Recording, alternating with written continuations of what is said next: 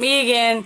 So today I thought we should talk about frustrations with the stroke, like living and dealing with it after, you have a stroke and everything. And basic things are just very frustrating.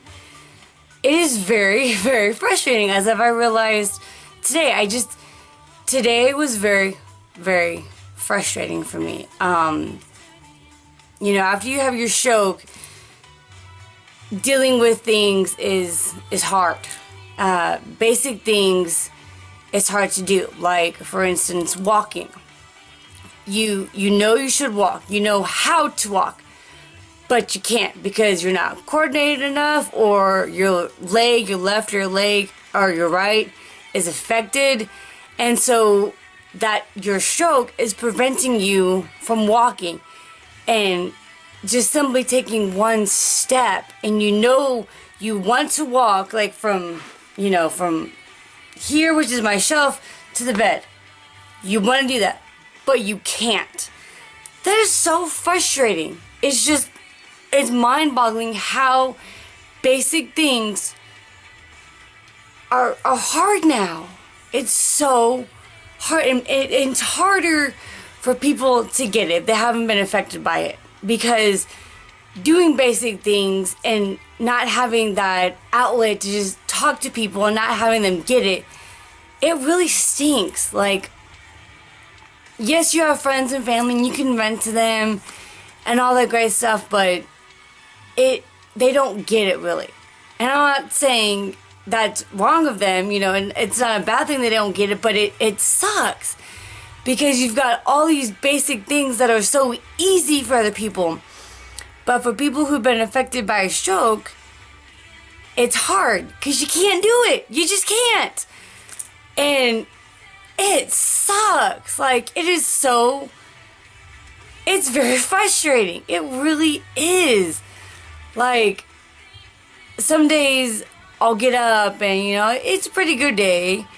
But I'm practicing more on my right hand, and I'm trying to get it to move more, and I'm trying to work it more, but my coordination isn't that great. So last Wednesday when I was doing bells, I was thinking it was pretty good. I can do this. This is easy. I got this. Because before my stroke, doing bells and bell choir, that was easy. That was like, I got this. Let's do this. So I went to bell choir, and I picked up the bells. I'm like, alright, I can do this. And I played a note, and it wouldn't ring. So I'm like, oh, okay. And then I couldn't be coordinated enough to, ring the bell and to make it stop. And it was just so frustrating because it wasn't doing what it usually does. And my left, no big deal. It was easy. That's easy. But controlling the affected arm, my right arm, and trying to get the bell to simply ring or to stop, I can't do that. And trying, to do eighth notes or whatever, it's very hard. As you can see, like, this is easy. This is not. I feel like I'm gonna hit myself. And that really sucks. And I got so overwhelmed and so frustrated that I just broke down, because something that was so easy to me now is hard. And thankfully, I had my church people there, and, they congratulated me for going so far. I had my mom there, and I just cried on her shoulder, because I'm like, it's just so frustrating. And I'm so glad that my church people were there, and they knew my anger, and they knew my frustrations, and they congratulated me that I came so far. And they said, if it's too hard, my bell director said if it was too hard, we'll get you a smaller part, so it's not too much for me. And it was just amazing, the support that I was given. But I realized how angry I was because I couldn't get it out. I couldn't do things that I would normally do. I mean, simply holding a tennis ball and, going back and forth and, what's the word? Dribbling it back and forth. There you go. I can do that. I can dribble, but it's hard now. So when I do dribble, it has to be on my left because I can dribble on my left. That's easy. But with my right, good God, that is hard because I can't, it's not that I can't focus, but I can't control the ball. So when it bounces, you know, I can't control it. So it's like, ah! It's just, oh, you get so angry because you can't do basic things anymore. And it sucks. It really, really sucks. You can't go back to your normal life. Everything changes and you have to relearn everything, and doing that is very frustrating. And when I went to Mentis, I could tell a lot of people were so frustrated because simply talking, some people couldn't talk. They wanted to, and I could tell they wanted to, but they couldn't because that part of their brain was affected. So you can tell how frustrated and how angry they were because they couldn't do that basic thing. And it really changes your perspective on things because we take so much for granted, so much that it's so, you know, so natural to us. Like walking, we take that for granted. We can do that every day. But after stroke, some people don't ever walk. Like that's the reality, is that some people never walk again. Some people never talk again. And the reality is it sucks. It's so much. Like people just don't get it. Like you'll talk to your family, you talk to your friends, but in reality, they really don't get it. And that's the frustrating part, is like you tell your parents or your friends like you can't do certain things, and they're like, okay, but they forget the next day because they're used to you being normal, doing daily activities, doing your natural thing. But you can't do it afterwards after you get a stroke. And that's the frustrating part, is that you'll tell them, but they forget because naturally that's their inclination, that we can do regular things like walking and all that stuff. But they forget because they're human, and I don't blame them. They're human. Of course they're going to forget. And that's okay. But for us, it's a lot harder for us because we can't forget it. Because we live with it every single day. And we try to get better and better. And sometimes we can't. And that's the frustrating part, is that you want things to go back to how they were. But you can't. And that is very, very frustrating. And you want people to get that. You really do. And they try their very, very best. You can tell people really do try. Like your friends and family, good sweet Mike, they try so hard, which is awesome. But they don't really get it.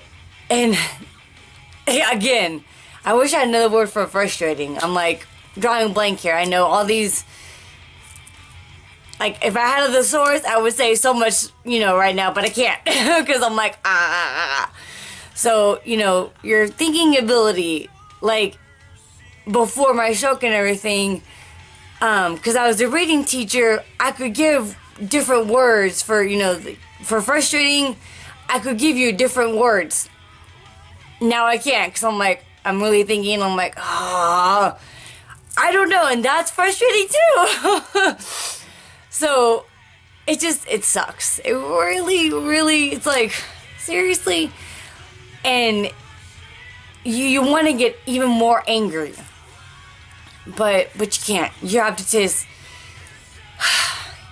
take a deep breath, and yeah, you have to take a deep breath, and you gotta calm yourself down and say, okay, this sucks, but I have to keep going. And that's the hard part, is keeping yourself going, even though it's so easy for other people. And you'll see this, like, when you go outside, you know, after your rehab and everything, and you'll see regular people doing regular things, and you can't do that. And that's the biggest thing that is so frustrating, because you want to be like them. You want to be normal. And yes, eventually you will be normal. Normal, I say that very, not blatantly, but you know, I don't know what I'm doing. You say that so nonchalantly, there you go. I say that so nonchalantly, but in reality, it really sucks. It does.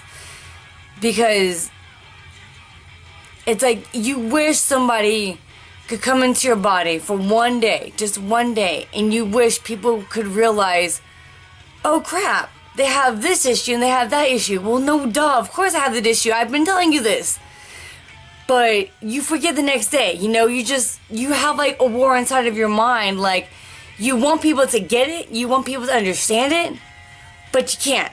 And again, it's frustrating. I've used that word like maybe over 10 times because I don't know another word. That's yee. So if you know another word other than frustrating, please, I would love other words. That would be wonderful. and not having that ability, that cognitive ability like I used to, that's frustrating. So it's just, it sucks. It really does, because a lot of things that we had, we don't have it anymore. And you really wish people would, for the most part, understand. And for the most part, people do get it. And I'm not saying that they don't. They really do. Like, 99.9% of people truly get it. But it's hard because they don't truly get it. And that's, it's hard. It's so hard. I've probably said that 1,000 times, and I've probably rambled on the same thing, but that's part of the joke. It's like, you want to say something different, but you can't. You keep rambling on and on and on, and I think that's part of my issue, is that I used to be going so fast. I used to say this and that. I used to go so fast because my mind would catch up. Now I have to slow down. And, you know, I see a neuropsychologist and I see a therapist, because my neuropsychologist was like, you know, hey, you should see and continue therapy. I'm like, that's great. I can do that. And that's one thing we're working on, is slowing down. And it's so hard because for, 28 years, I was used to going fast. I was used to getting my thoughts out and not getting my thoughts out and knowing exactly what I want to say, but I can't get it out. Golly, that really sucks, because you know exactly what you want to say, but you can't, because your mind sees it, but getting it out, that's the hard part, because your mind and your mouth, it's like they know what they gotta say, but getting it out, that's the hard part.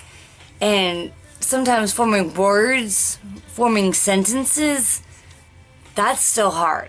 I mean, it's just, it sucks. Having a stroke is hard, because you can't go back to your regular life. You can't. And I think that's the hardest part that people need to understand, is that you can't. There's no way. And I mean, if you can, God bless you. You go for it. But it is hard. And you want to get as much as you can to how you were earlier, back to your regular self. But it's hard to do that. And it's hard. Being tired all the time.